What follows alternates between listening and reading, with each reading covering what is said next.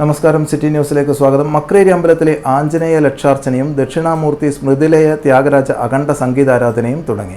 വെള്ളിയാഴ്ച രാവിലെ ആഞ്ജനേയ ലക്ഷാർച്ചന നടത്തി. വൈകിട്ട് സന്തോഷ് കൈലാസ്, സുനിൽ വടകര എന്നിവർ അവതരിപ്പിക്കുന്ന സോപാന സംഗീതം. തുടർന്ന് നടന്ന സാംസ്കാരിക സമ്മേളനം മലബാർ ദേവസ്വം ബോർഡ് കമ്മീഷണർ ടി.സി. ബിജു ഉദ്ഘാടനം ചെയ്തു.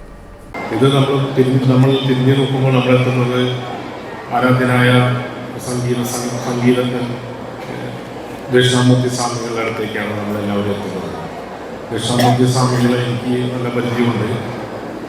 ഞാൻ കാറാമ്പുഴ ക്ഷേത്രം, അതുപോലെ തന്നെ മങ്ങേരി ക്ഷേത്രത്തിലൊക്കെ എക്സിഡോസറായിട്ട് ഉണ്ടായിരുന്ന ആളാണ്.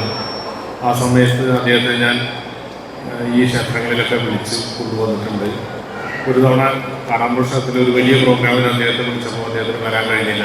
അദ്ദേഹം മദ്രാസിലെന്തോ ഒരു വലിയ ചടങ്ങിലായിരുന്നു. അപ്പോൾ അദ്ദേഹം പറഞ്ഞു, ഞാൻ വരും, ഒരു ദിവസം ഞാൻ വരും, നിങ്ങൾ പ്രതീക്ഷിക്കാത്തൊരു ദിവസം ഞാൻ വരുമെന്ന് അദ്ദേഹം പറയുകയും അങ്ങനെ ഒരു 3-4 ദിവസങ്ങൾക്ക് ശേഷം അദ്ദേഹത്തിൻ്റെ പ്രിയ പത്നിയും ഒത്ത് അവിടെ വരികയും 3 ദിവസം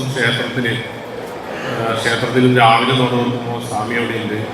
വൈകുന്നേരം നാടടയ്ക്കുന്നതുവരെ സ്വാമി അവിടെ ഇരുന്ന് ഭജനയായിട്ട് ഇരിക്കുകയും 3 ദിവസം തുടർച്ചയായിട്ട് ആ ക്ഷേത്രത്തിൽ ഉണ്ടാവുകയും ചെയ്തു. അപ്പോൾ ഞാൻ പറഞ്ഞു, മലബാർ ദേവസ്വം ബോർഡ് മരാമത്ത് standing committee chairman P K. Madhusoodanan അധ്യക്ഷത വഹിച്ചു. ചടങ്ങിൽ ദക്ഷിണമൂർത്തി സംഗീത പുരസ്കാരം കർണാടക സംഗീതജ്ഞ ഡോക്ടർ മാലിനി ഹരിഹരനെ പ്രൊഫസർ പി.ആർ. കുമാര കേരളവർമ്മ സമ്മാനിച്ചു. ക്ഷേത്രം executive officer M T. Ramanatha Shetty, N K. Baiju, T. Parameswara Poduval, K. Raveendran, N V. Hemath Kumar തുടങ്ങിയവർ സംസാരിച്ചു.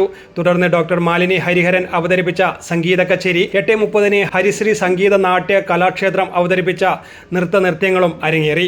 28 രാവിലെ 8 ദക്ഷിണാമൂർത്തി സ്മൃതിലയ ത്യാഗരാജ അഖണ്ഡ സംഗീതാരാധനയ്ക്ക് തുടക്കമാവും. 24 മണിക്കൂർ നീളുന്ന സംഗീതാരാധന 29 രാവിലെ 8 സമാപിക്കും. പരിപാടിയിൽ നിരവധി സംഗീതജ്ഞർ പങ്കെടുക്കും.